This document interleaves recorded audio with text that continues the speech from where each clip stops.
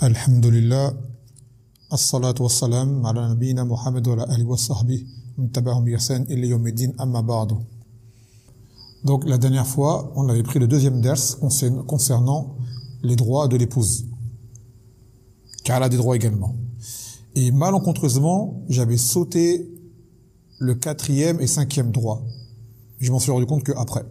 Donc on va les reprendre aujourd'hui pour ensuite poursuivre dans ceux qui sont dans l'ordre du livre. فقال رابعا وخامسا تعليمها وتأديبها. Donc quatrième et cinquième droit qui sont le fait, son enseignement et son éducation. Son enseignement et son éducation, c'est un droit qu'elle a. يقول أوجب الله على الرجل رعاية أهله وجعله مسؤولا عنهم كما في حديث عبد الله بن عمر رضي الله عنهما أن رسول الله صلى الله عليه وسلم قال الرجل راع على أهل بيته وهو مسؤول عن رعيته. Donc Allah Azza wa Jal a imposé à l'homme d'être un gardien pour sa famille et a fait de lui un responsable à leur sujet.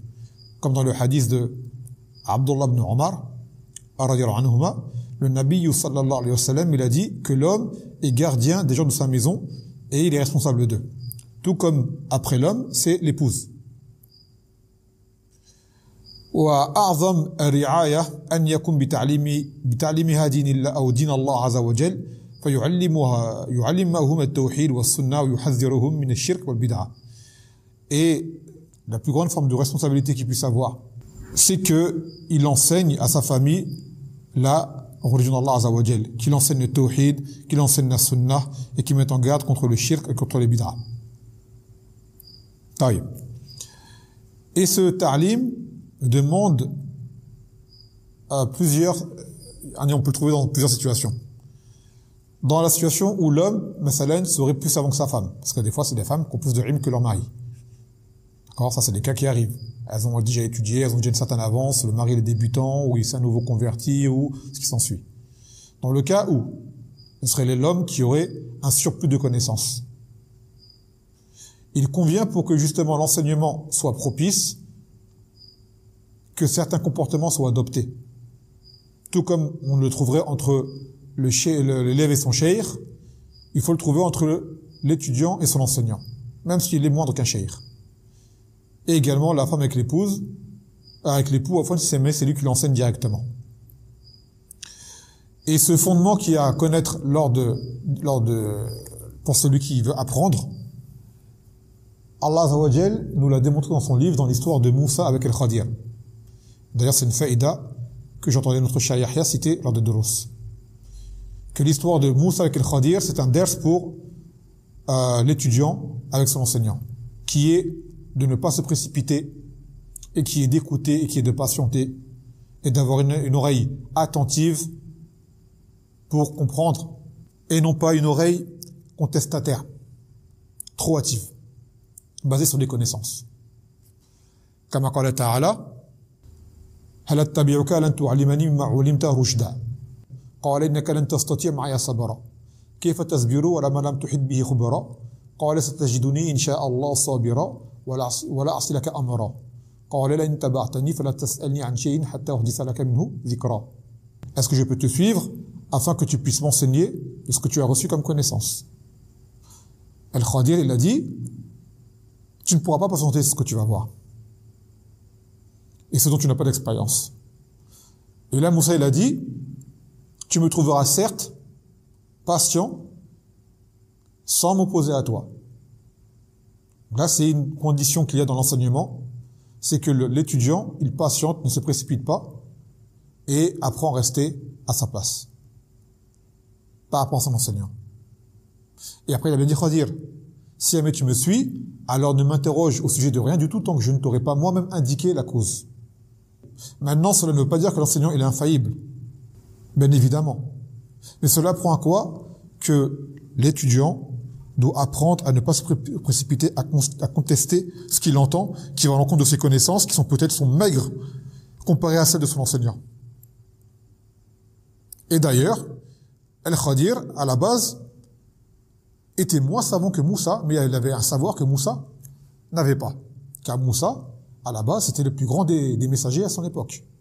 Et Moussa fait partie des Ulul Azm, des 5 messagers les plus dotés de détermination. Donc Moussa, de façon générale, était plus savant qu'Al-Khadir. Rendez-vous compte. Mais seulement, Al-Khadir avait des connaissances que Moussa n'avait pas et que Moussa voulait acquérir. Donc il s'est rendu auprès de lui pour apprendre. Et là, il lui a bien dit, Al-Khadir, que tu ne patienteras pas. Tu vas avoir des choses qui vont te déplaire. Et si jamais tu me suis, alors, dans le sens, ne réagis pas, tant que moi, je ne t'expliquerai pas. Et après, vous savez ce qui s'est passé. Il a abîmé le bateau, il a tué les jeunes garçons, et il a restauré le mur. Et à chaque fois, Moussa a réagi. Et à la fin, Al-Khadir, il a dit qu'il arrêtait là le parcours avec lui, car Moussa, malheureusement, n'avait pas respecté l'engagement qui était d'attendre avant d'avoir une explication. Mais malgré tout, Al-Khadir lui a expliqué les raisons de ses actes. Ce qui amène à ce que, justement, l'enseignant peut perdre patience lorsqu'il voit de son enseignant, de son étudiant, qui à chaque fois conteste, à chaque fois veut rattraper, et à chaque fois veut débattre. L'enseignant, c'est un être humain.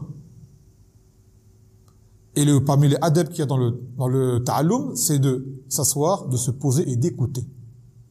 Quitte à réfléchir et à voir, car des fois, souvent les réponses apparaissent plus tard, pas sur le moment. Combien de fois nous sommes assis devant nos machères, les entendre émettre certains jugements sur certains sujets, et nous, on n'était pas d'accord par rapport à ce qu'on a appris, et finalement, il s'avère que, avec le temps, on a eu plus de connaissances, aidés par d'autres savants et d'autres règles, on s'est rendu compte qu'en fait, l'enseignant avait raison. C'est nous qui étions trop précipités, en s'imaginant connaître alors qu'on ne connaissait pas, en fait. Et ça, c'est important de donner la valeur aux ulama, de ne pas négliger de leur rang, n'imagine qu'ils ne connaissent pas. Et ça, c'est la théorie des Ikhwan muslimin, de tazhid fil ulama. De dire que les ulama, ils connaissent pas l'actualité, ils savent pas ce qui se passe autour d'eux, ils sont pas au courant, ainsi de suite. Ça, c'est la voie des Ikhwan muslimin. De négliger le alim dans sa connaissance. Et encore plus l'ensemble de ulama. Et on parle de ulama de la sunna. D'accord? Donc là-dessus, c'est une chose qui est importante. Et il en est de même par rapport à l'étudiant avec son enseignant, même si c'est pas un savant. Et il faut prendre également cette règle-là dans la femme avec son époux lorsqu'il lui enseigne. D'où le fait que souvent l'enseignement entre l'époux et l'épouse, souvent ne dure pas. Car comme ils se connaissent d'un côté assez intime, la femme connaît les défauts de son mari et les défauts de sa femme, souvent ne patiente pas. Alors dans l'enseignement, le mari perd patience, et ainsi de suite, ou s'il voit que la femme ne fait pas d'efforts, et voilà, ça peut amener à des discordes. Même Chamobil, il en parle. De là, il l'encourage à ce que la femme enseigne auprès de femmes, plus savantes qu'elle. Car les femmes se comprennent mieux entre elles, et ainsi de suite. Avec l'époux, la relation n'est pas la même. En plus, il se peut qu'un couple, juste pour une question d'enseignement sur une question religieuse, ils se disputent et après ils se boudent pendant plusieurs jours, alors qu'à la base, ça n'avait rien à voir avec leur couple. Donc, cette mafsada-là, elle est à éviter. Donc, quoi qu'il en soit, lorsqu'une personne a des connaissances plus avancées, il faut lui donner une certaine confiance et lui donner un certain respect, même s'il dit une parole qui pourrait paraître comme étant à l'inverse des connaissances acquises, il faut toujours mettre le doute, peut-être qu'il sait ce que je ne sais pas. Et le jour où la certitude elle est là, qu'il a vraiment tort, alors là c'est une autre chose. Mais se précipiter tout de suite à répondre, d'accord? Eh bien cela nous montre que il se peut qu'en fait c'est nous qui avons tort. Et l'histoire de Moussa et Khadir est un ders pour nous dans le Coran. Non. Donc là, le mari doit, si ce n'est pas lui qui enseigne à sa femme, faire en sorte de la diriger vers qui pourra l'enseigner, ou s'assurer qu'elle prenne bien la science de personnes fiables, de savants de la sunna et d'enseignants de la sunna. Le minimum, c'est qu'il s'assure que les gens dont elle prend le ilm sont des gens fiables.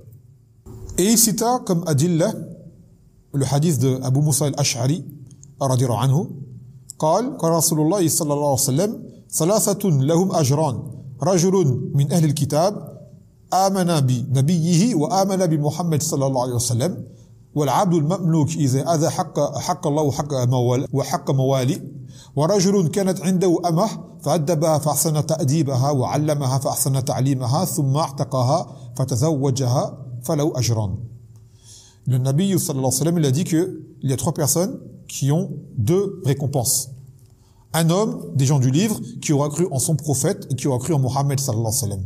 c'est-à-dire qui était par exemple un Kitabi avant, un Nasrani ou un Yahudi, et il croyait en ses prophètes, puis par la suite il a connu l'islam et il a cru en Mohammed. Lui, il aura deux récompenses. Celle de sa religion précédente, même s'il était dans l'erreur parce qu'il y a des choses qui n'étaient pas bonnes, mais lui, il pensait que c'était vrai. Puis lorsqu'il a vu la vérité, il a accepté.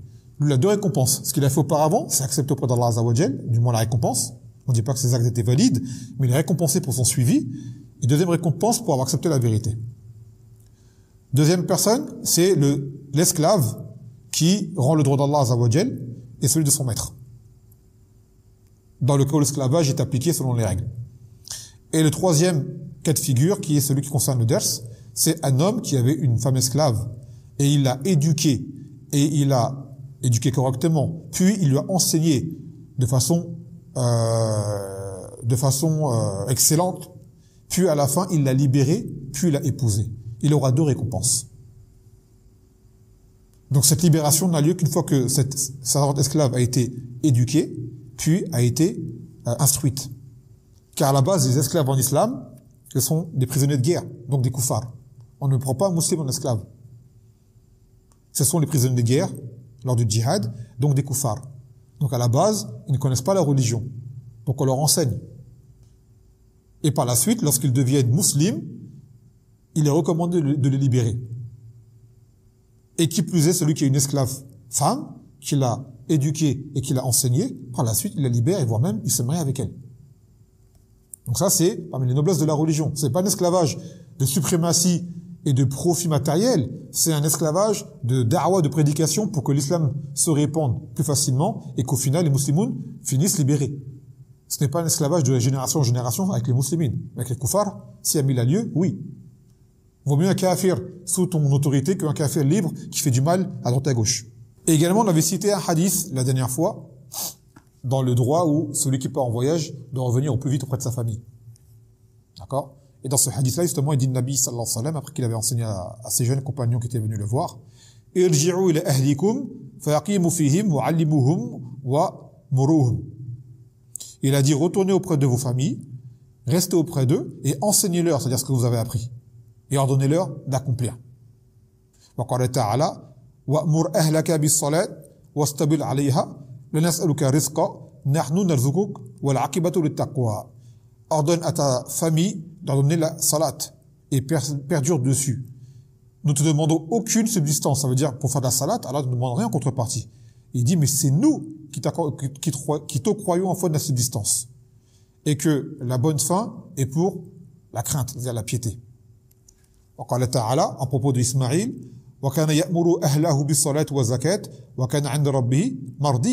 et qu'il leur donnait à sa famille d'accomplir la salat et leur donnait de s'acquitter de la zakat et qu'il était agréé auprès de son Seigneur. Donc, l'époux a pour rôle de surveiller la bonne pratique de son épouse et de ses enfants, qui fassent la salat à l'heure, convenablement, leur siyem, et ce qui s'ensuit. À la base, chacun est capable normalement de se responsabiliser, d'agir par lui-même. Mais on sait que la femme a plus d'inattention souvent. Donc, l'homme est là pour lui rappeler. Autant que possible. Autant que possible. Et les enfants encore plus, évidemment. Et on a déjà pris le dalil général, qui est la préservation de la famille. Fi qul azza wa jal, ya ayyuhallazina amanu qu anfusakum wa ahlikum nara, wa quduha an-nas wal hijara, 'alayha malaikatun ghilazun shidadun, la yasuna Allah ma amarahum wa yaf'aluna ma yu'marun. Ô vous qui avez cru, protégez-vous, vous, ainsi que vos familles, d'un feu dont le combustible sera les hommes, ainsi que des pierres, sur lesquelles seront des anges rudes et durs, qui ne désobéissent pas à Allah dans ce qu'il leur a ordonné, et qui font ce qui leur a été ordonné. Donc c'est la responsabilité qu'il y a dans le chef de famille, de se préserver lui-même, et de préserver sa famille. Et de veiller à leur éducation religieuse. Comme on l'a dit ici, c'est pas lui qui s'en charge, qui fasse en sorte que cela se fasse par des gens fiables. Que les enfants, tu ne confies pas leur instruction à n'importe qui, au premier venu. Donc là, maintenant, on va revenir au droit qui était la suite du ders d'hier. Yaqul Salis Ashar, 13e droit. إذا تزوج البكر على الثيب أقام عندها 7 ثم قسم وإذا تزوج الثيب على البكر أقام عندها 3 ثم قسم. Lorsque l'homme se marie avec une femme qui est bikr, là, il parle maintenant de la polygamie. At-ta'addud. La polygamie. Lorsqu'un homme se marie, alors il est déjà marié, mais il prend une deuxième femme, une bikr, on a expliqué c'était quoi une bikr. Une bikr, à la base, c'est souvent traduit par vierge, et en réalité, c'est une femme qui n'a jamais connu de mariage auparavant. Donc lorsqu'il se marie avec une bikr, il doit rester avec elle 7 jours. Ça veut dire un homme, il a une femme, il est déjà marié, puis il se marie avec une deuxième, sa deuxième est une bikr. Il reste avec elle 7 jours. C'est un droit qu'elle a. Et si jamais il se marie avec une thayyib, une qui a déjà connu le mariage, c'est-à-dire veuve ou divorcée, il reste avec elle 3 jours. Et cela parce que la bikr a besoin de plus d'attention. Surtout au début, qu'elle s'habitue à son époux. Car la base de la bikr, la base chez elle, c'est que de base, elle est vierge. Donc les relations intimes, elle est inexpérimentée, ça peut l'impressionner au début. Donc elle a besoin d'une approche plus raffinée et plus méticuleuse. Donc il y a besoin de plus de temps, comparé à ceux qui a déjà connu cela auparavant. Et là, ça revient justement à ce sujet.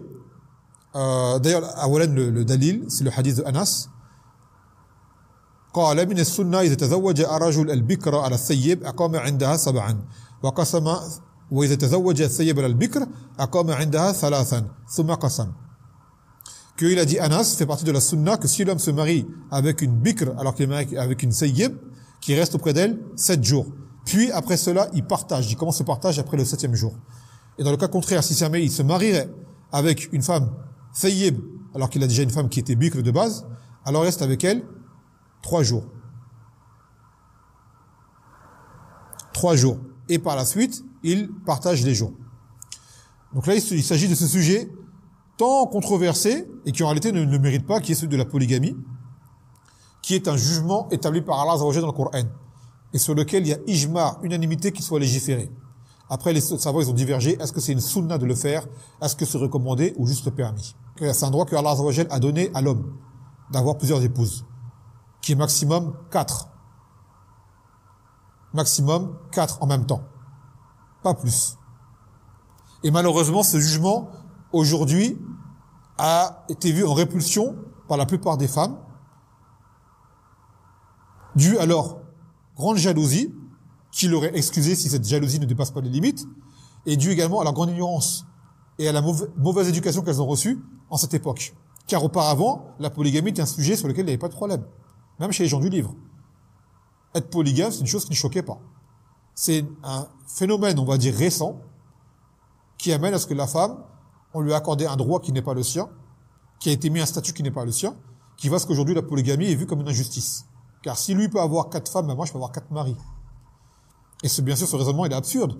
Car si demain tu as 4 maris et que tu tombes enceinte, qui sera le père des enfants parmi les 4? En plus, on sait que dans la logique, les femmes sont plus nombreuses que les hommes.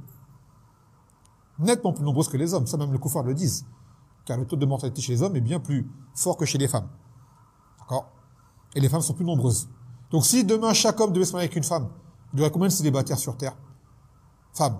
Et ces femmes-là, elles seraient privées de droit, d'avoir le droit justement d'être préservées dans leur chasteté, d'avoir un époux, d'avoir une vie de famille, ainsi de suite. C'est pour ça qu'il faut la justice entre l'homme et la femme. En faisant cela, on sera injuste envers ces femmes célibataires. Vous voyez? Non. Et combien de femmes, physiquement, ne sont pas aptes à pouvoir combler un homme? Donc, justement, pour compenser, ce qui fait qu'il peut garder celle-ci, en prenant à la place, et ainsi de suite. Et l'homme est souvent amené à avoir plus de besoins physiques dans l'intimité que la femme. Donc, si sa femme ne le comble pas, qu'est-ce qui va se passer? Il peut tomber soit dans l'adultère, d'accord? Donc, tomber dans une plus grande injustice encore, et autres. Donc, en réalité, la polygamie, c'était un bienfait, mais il faut le comprendre, il faut l'admettre. Mais surtout, il faut qu'il soit bien appliqué. Car beaucoup de gens aujourd'hui voient les polygames, surtout les polygames qui ne font pas tradition, comme dans les pays africains, au Mali, au Sénégal ou autres, ils sont très polygames là-bas. Malheureusement, leur polygamie, elle n'est pas sur la sunna. Donc, une injustice flagrante apparaît, ce qui amène de la répulsion chez les gens. L'autre jour, je parlais avec un ami à moi, un frère, qui disait, subhanallah, ma mère, c'est une malienne, et elle est elle-même 3e épouse. Elle dit, j'ai des sœurs, ces sœurs, elles-mêmes, il me semble que ses sœurs, elles-mêmes sont en polygamie. Et ainsi de suite. Il a dit, le jour où j'ai pris une 2e, ma mère, elle n'a pas accepté. Vous vous rendez compte, une femme qui est à base habituée, elle connaît la polygamie. C'est une chose qui est répandue dans les pays d'Afrique noire. Même chez les koufars. Dans les pays d'Afrique noire, même des koufars qui ne sont pas musulmans, la polygamie, ils la pratiquent. Malgré cela, elle n'a pas aimé que son fils rentre en polygamie. Pourquoi? Parce qu'elle-même, la polygamie qu'elle vit, n'est pas basée sur la sunna. Donc elle la voit d'un mauvais œil. Donc comme la polygamie n'est pas vue son vrai jour, eh ben elle est combattue. Elle est mal interprétée et elle est mal comprise, malheureusement.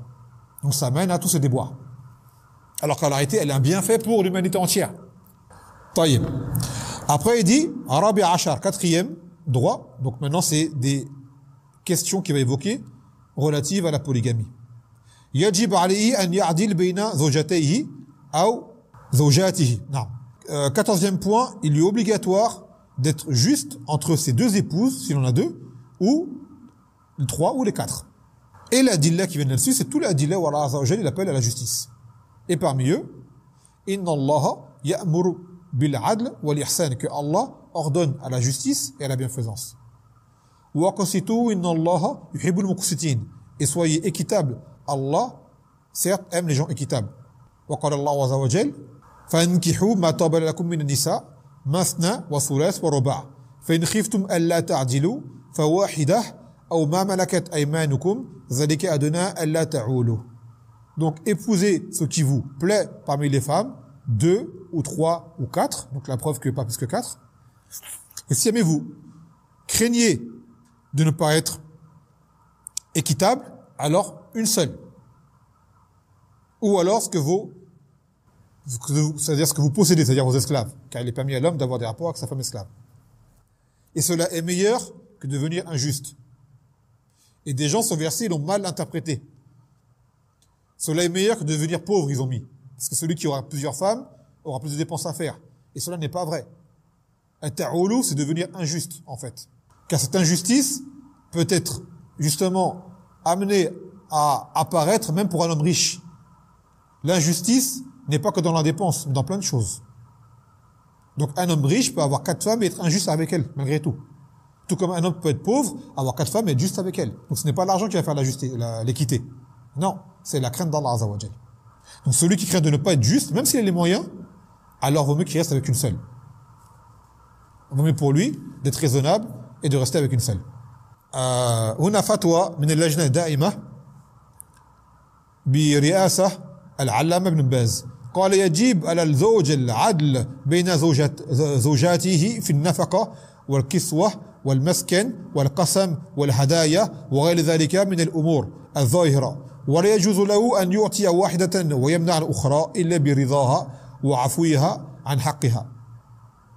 Donc il a dit, ils ont dit plutôt, qu'il est obligatoire à l'homme d'être juste, ou plutôt équitable envers ses épouses, dans la dépense, dans l'habillement, dans le logement, et dans le partage, dans les cadeaux, et autres, dans les choses apparentes.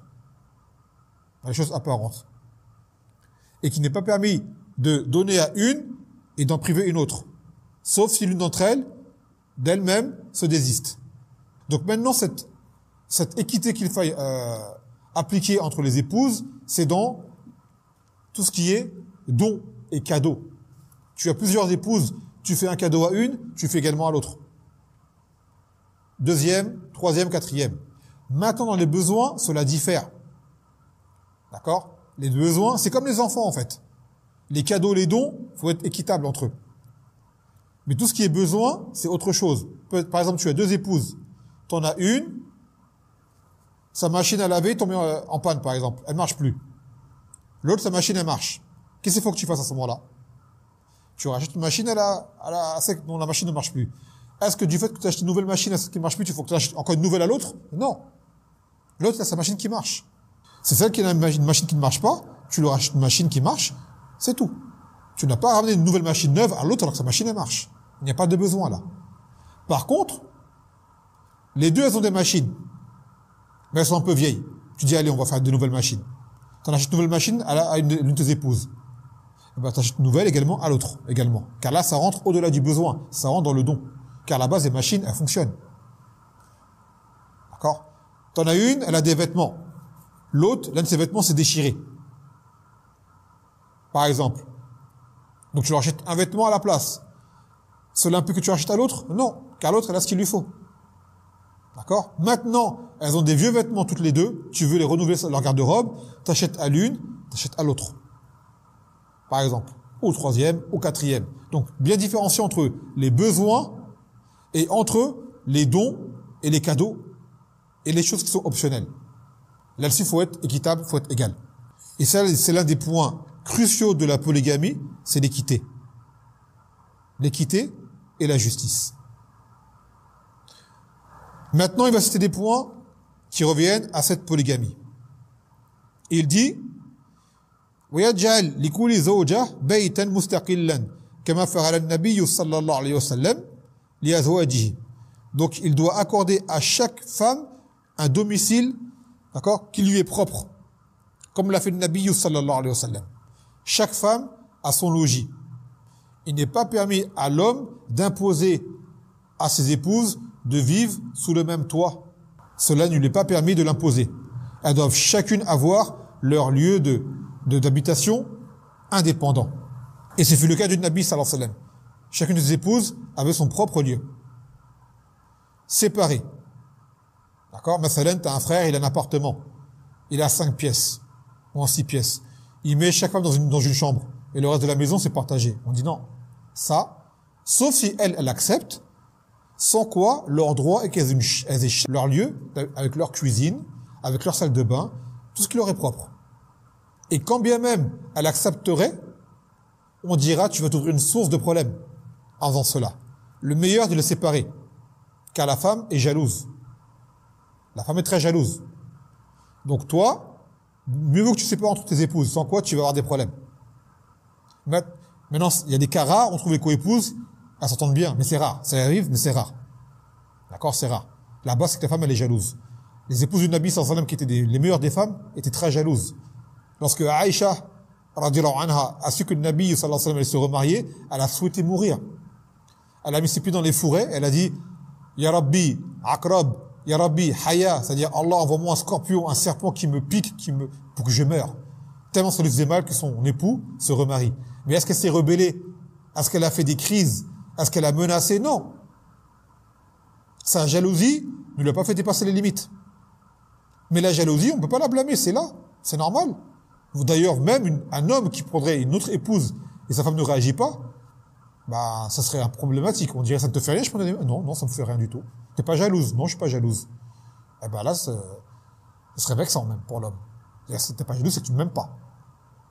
Donc ce côté possessif que la femme a envers son mari, c'est noble, c'est bien. Mais il ne faut pas que cela amène à dépasser les limites. C'est ça qu'il dit aux femmes, en fait. Donc il faut prendre l'exemple sur les femmes du Nabi sallallahu alayhi wa sallam qui étaient meilleures que les femmes d'aujourd'hui, et pourtant, elles ont partagé leur mari. Et elles l'ont accepté. Et ça, c'est un truc qui est important chez les femmes qui refusent la polygamie, c'est que ce refus peut amener à un stade qui est très dangereux en religion, qui est celui de quoi? De l'apostasie. Car cela viendrait à détester une chose que Allah Azza wa Jal a légiféré. Dans le Coran, Allah dit, c'est du fait qu'ils ont détesté ce que Allah fait descendre, donc il aura annulé leurs œuvres. Parmi les nawaqid de l'islam, annulatifs de l'islam, il y a le fait de détester une chose de la religion. Donc si une femme déteste la polygamie, faut voir cette détestation à quel niveau elle est. Car cela peut la faire sortir de l'islam. C'est très dangereux. Mais attention, on précise bien que ce n'est pas toute détestation qui est un annulatif de l'islam. Des fois, il y a des choses, on les déteste pour les conséquences qu'il y a derrière, et non pas pour le jugement en lui-même. Dans le Coran, Allah dit Kutiba alaykumul qital wa huwa kurhun lakum, que le combat vous a été prescrit alors qu'il vous est détestable. Dans quel sens? Le fait de détester la mort, la peur de la blessure, la peur de la fatigue, tout ce que implique les batailles. D'accord? L'âme n'aime pas cela. Mais est-ce que cela veut dire que les Sahaba ont détesté le djihad en lui-même? Jamais de la vie. Mais juste, ils détestaient au fond d'eux ce que cela pouvait impliquer. C'est comme quelqu'un qui se lève pour le Fajr, il est très fatigué, c'est l'heure de la salat. Son âme préférait dormir encore. Donc il y a une forme de détestation. Mais est-ce qu'elle est pour le fait de la salat du Fajr en soi? Non. C'est le fait de se lever du lit, enlever la couette alors qu'il fait froid, aller faire l'ozo, faire la salat, c'est tout. Mais sinon, est-ce que ça veut dire qu'il déteste la salat du Fajr? Jamais de la vie. Sinon, il sort de l'islam automatiquement. Donc il y a des femmes, d'accord? Ce qu'elles détestent, c'est ce qui va avoir comme concurrence, comme peut-être le fait qu'ils s'imaginent que le mari aura moins d'argent car l'argent sera partagé, la jalousie. Mais en elles-mêmes, elles disent pas la polygamie, je suis contre. Mais elles diront juste, en fond de moi, mon nefs, c'est dur. D'accord? Mais cette dureté ne doit pas la pousser à dépasser les limites, à empêcher son mari de pouvoir le faire, et de faire des crises, et d'en arriver à l'insulter, et de se rebeller, et de faire du mal à la coépouse. Non, c'est pas permis, ça. Ça peut aller très loin. Et en plus, on dit souvent les femmes qui refusent la polygamie, t'es déjà marié, Ourti. Ton mari te dit, je vais prendre une deuxième épouse. Elle a dit, non, je veux pas. Si tu te remaries, je demande le divorce. Ça, on va le prendre plus tard dans les droits. Qu'il n'est pas permis à une femme de demander le divorce de sa coépouse. Qu'il n'est pas permis à une femme de demander le divorce sans raison. Sans quoi le paradis lui sera interdit. Ça, c'est pas une raison qui est valable. Taïeb. Donc déjà, tu vas contrarier ton époux. Pour jusqu'à là lui rendu permise. Tu dis, je demande le divorce. Je pars avec les enfants. Donc tu vas priver le mari d'avoir ses enfants auprès de lui. Ensuite, tu le divorces. Tu vas aller où? Tu retournes chez tes parents? Donc tu vas retrouver sous l'autorité de tes parents. Et souvent les parents, si tu acceptes pour cela, c'est que souvent les parents ne sont pas salafis. Parce que les parents salafis vont pas te laisser divorcer pour cette raison-là. Ils vont te dire non, tu restes avec lui, c'est pas une raison qui est valable. Donc tes parents, c'est des awam. Tu vas retrouver dans une maison, il y a plein de péchés. Dans ta chambre toute seule avec tes enfants. Tu vas le supporter? Tu vas pas le supporter. Il va falloir refaire des démarches pour avoir un appartement avec les services sociaux et je ne sais quoi. Enfin, dans l'engrenage de la France. Si jamais c'est en France, je ne sais où. Donc encore des problèmes. Tout ça pourquoi? Pour éviter une polygamie. Et au final, allez, t'as eu ton appartement toute seule, avec les enfants et tout. Encore des problèmes avec tout ce qui est allocation, tout ce qui est pension, ce qui s'ensuit. Je pense que en tant que femme, tu ne voudras pas rester célibataire. Tu as des besoins. Tu vas te marier avec qui par la suite? En tant que femme divorcée avec 1, 2, 3 enfants. Qui penses-tu qui va se présenter à toi en général? Un qui est déjà marié. Donc tu vas fuir une polygamie avec le père de tes enfants pour en tomber dans une autre avec un homme inconnu qui ne connaîtra pas tes enfants. Qui peut-être va les maltraiter. On va pas s'occuper d'eux alors que eux, ils avaient leur père qui était là. Donc on dit à la sœur, sois raisonnable, sois intelligente. Reste avec ton époux. C'est mieux pour toi et mieux pour tes enfants. C'est amer, c'est difficile à accepter, mais c'est mieux pour toi. Et au final, tu finiras par t'y habituer. Et rappelle-toi que les femmes les mères des croyantes étaient meilleures que toi, Aïcha était meilleure que toi, Salama était meilleure que toi, Habiba était meilleure que toi, d'accord? Saouda était meilleure que toi, Zainab était meilleure que toi, et ainsi de suite. Et pourtant, elles avaient le même époux qui était le meilleur des hommes. Et cela leur a valu quoi? Le paradis. Subhanallah.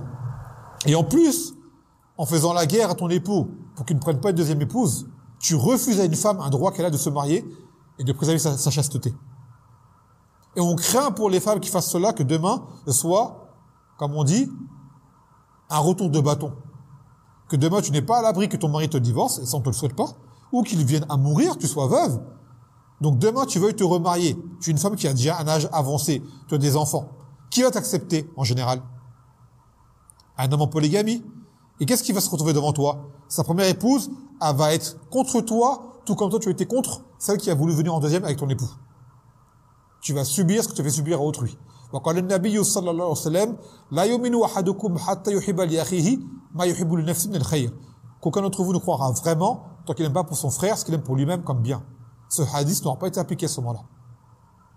Ce hadith n'aura pas été appliqué. Donc on dit aux femmes de faire preuve de sagacité et de réflexion. La polygamie n'est pas contre vous si l'homme craint Allah et l'applique bien. Mais en refusant la polygamie, en demandant le divorce, en vous fuyant avec les enfants, vous allez faire plus de problèmes qu'autre chose. Et la perdante, ça sera toi, Ourti. Crois-moi bien, la perdante au final, ça sera toi, car Allah dans le Coran dit wala aqibatu lil muttaqin, que la bonne fin est pour les craintifs, les pieux. Et cet acte-là n'est pas de la piété. Cet acte-là est une injustice. Cet acte-là est une transgression. Cet acte-là est une rébellion. Et les gens qui agissent de la sorte ne réussissent jamais. Jamais.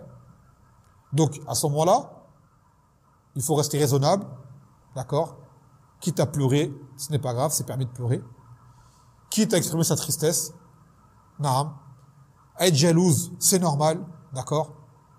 Mais, surtout, craindre Allah Azza wa Jal et ne pas dépasser les limites. Ne pas dépasser les limites prescrites, car c'est une chose qu'Allah Azza wa Jal a fait descendre et a légiféré et que le meilleur des hommes l'ont appliqué. les meilleurs des hommes l'ont appliqué. Tout comme on dit aux frères qui s'engagent dans la polygamie, de craindre Allah Azza wa Jal, de ne pas prendre la polygamie comme punition pour la première. Tu m'embêtes, je prends une deuxième contre toi. Ça non, c'est une mauvaise chose. Tu as déjà commencé pour qu'elle n'accepte pas la polygamie. Et c'est toi qui vas te perdre au final. Car ta première femme va te faire des problèmes. Donc toi, plutôt que la faire détester la polygamie, que déjà elle n'aime pas trop, n'agis pas de la sorte. On a tous fait cette erreur-là, dans la colère. Je vais me remarier. Voilà, c'était une erreur de notre part. C'était une erreur de notre part d'agir de la sorte. La polygamie n'est pas une vengeance en soi. D'accord? Ce n'est pas une vengeance en soi. Mais c'est une maslaha. C'est une maslaha. Et on conseille souvent les frères, quand vous voulez vous remarier, ne torturez pas vos épouses en parlant. N'en parle pas, ça sert à rien d'en parler. Tu vas lui faire du mal pour rien. Pourquoi? Peut-être que tu vas parler de polygamie. Elle va être triste. Peut-être même vous allez vous disputer. Peut-être même qu'elle va divorcer avant que ça arrive. Dans le comportement, elle va mal parler, tu vas te mettre en colère, ça va être un divorce. Alors que, ça se trouve, tu n'auras même pas de deuxième devant toi. Ni de troisième, ni de quatrième. Ça se trouve, tu n'auras jamais de polygamie. Et tu auras gâché ta vie avec ta première épouse pour une chose que tu n'as même pas encore obtenue. Sois intelligent, sois sage. D'accord? Le jour où tu as une chose concrète et qu'il faut en parler, parle-en de la meilleure façon.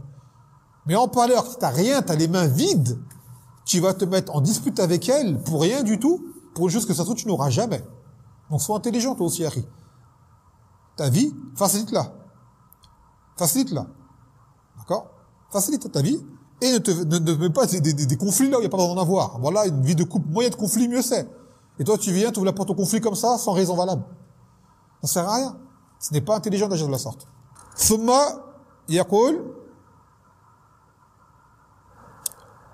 Donc on a dit qu'il doit être juste dans le partage. Et même dans le partage de quoi? Des nuits et des jours. Et ça, on va en reparler, Inch'Allah. Yaqul, wa yuqsim li kulli imrah yawman wa layla, qui doit donner à chaque femme qui va avoir son jour et sa nuit. Son jour et sa nuit. C'est ce que faisait le Nabi sallallahu alayhi wa sallam, qui donnait à chaque femme son jour et sa nuit. Maintenant, il faut comprendre une chose. Que la chose qui est de base, taïeb, c'est que c'est la nuit qui est prise en compte en réalité. C'est-à-dire que c'est à partir de la nuit qu'on compte. Car c'est le moment où tu cohabites avec la femme et que tu es présent avec la femme. Car la journée, l'homme est amené à sortir et être occupé. Donc en réalité, dans la journée, l'homme peut être libre d'aller à droite, à gauche, mais le moment où il doit être le plus strict dans l'emploi du temps par rapport à la polygamie, c'est la nuit. Il doit rendre à cette épouse son droit qui est de passer la nuit avec elle. Après, il y a des gens, ils vivent de nuit. Par exemple, c'est un homme, il a un travail, c'est la nuit. À ce moment-là, bien sûr, le jugement, il va changer. Il accordera à sa femme la journée. C'est-à-dire que le jugement de la nuit deviendra la journée. Mais de base, c'est la nuit qu'on accorde pour le repos, pour la paisibilité, pour la quiétude et pour l'intimité. C'est la nuit. Donc la femme, elle a droit à sa nuit. Après, il dit, فَإِنْ كَانَ لَهُ امْرَأَتَانِ فِي بَلَدَيْنِ مُخْتَلِفَيْنِ فَعَلَيْهِ الْعَدْلُ بَيْنَهُمَا. Maintenant, si elle a deux femmes, par exemple, deux ou trois, et qu'elles habitent dans des pays différents, et ben malgré tout, il doit être équitable dans le partage. De telle sorte à ce qu'ils s'arrangent pour passer un temps avec une et un temps avec l'autre, équitable. Tant qu'il n'y a pas eu d'accord au préalable à l'amiable qui ont été conclus. Ou alors il y a des épouses dans des régions différentes, dans le même pays, mais t'en as une qui est dans le nord, l'autre dans le sud. Ça lui de s'arranger pour partager les temps. Par exemple, il fait une semaine avec une, parce que ça, il ne pourra pas faire une nuit, une nuit. Il sera tout le temps dans la voiture ou en transport et voilà. Donc qu'est-ce qu'il fait? C'est lui qui s'arrange. 3 jours une, 3 jours l'autre. Une semaine l'autre. Un mois une, un mois l'autre. 2 mois une, 2 mois l'autre. Ça dépend de la distance, ça dépend de l'arrangement qu'il y a eu entre elles. Maintenant, c'est une. Mathalan, une se désiste, elle dit, je sais que c'est difficile pour toi, moi je ne te demande pas de venir tout le temps me voir, mais au moins tu me donnes parfois mon droit, ou tu me donnes tel et tel droit, mais je me désiste que tu viennes me voir à chaque moment. Ça, c'est un accord à l'amiable, et cela est une chose qui est faisable. Et la femme, elle en est remerciée de faciliter à son époux. Elle dit par exemple, moi ma priorité, c'est pas de te voir tous les jours. Ma priorité, c'est telle et telle chose. Je me désiste de tel droit. Comme ce fut le cas pour Saouda, qui s'est désistée de ses nuits, elle les a accordées à Aïcha, car elle craignait que le Nabi sallallahu alayhi wa sallam ne la divorce. Donc elle a dit, je préfère rester ton épouse, quitte à ne pas avoir de nuit, et garder mon statut de femme du prophète, de mère des croyantes, et être avec toi au Jannah, quitte à, en ce bas monde, délaisser mon droit, et quitte à le délaisser, alors je te le laisse pour la femme que tu préfères, qui est Aïcha. D'accord? Donc Saouda a délaissé ses nuits à Aïcha, pour rester auprès du Nabi sallallahu alayhi wa sallam. Elle dit, je préfère ne pas avoir de nuit que perdre mon mariage. Et ça, Inch'Allah, on va reparler dans le ders, dans le kitab, ça va venir. D'accord? Lorsque la conciliation, quitte à se désister de certains droits, pour garder le mariage effectif, cela est meilleur. Et il dit également que celui qui est marié avec une femme musulmane et une femme kitabiyya, par exemple, une femme c'est une musulmane, l'autre c'est une chrétienne ou une juive, c'est le même partage. Je dis pas elle c'est une juive, elle a moins de droits. Elle c'est une chrétienne, elle a moins de droits. Non, elles ont le même droit dans le partage. Est-ce qu'il s'ensuit? Et aussi, la femme qui est malade et la femme qui a ses menstrues. C'est le même droit, le même partage. Même s'il n'y a pas de rapport avec elle, c'est le même partage. On va s'arrêter là, Inch'Allah, aujourd'hui, en espérant que ça aura été clair. Naktafi bihadha al-qadr, wa subhanaka wa bihamdik, la ilaha illa anta astaghfiruka wa atubu ilayk.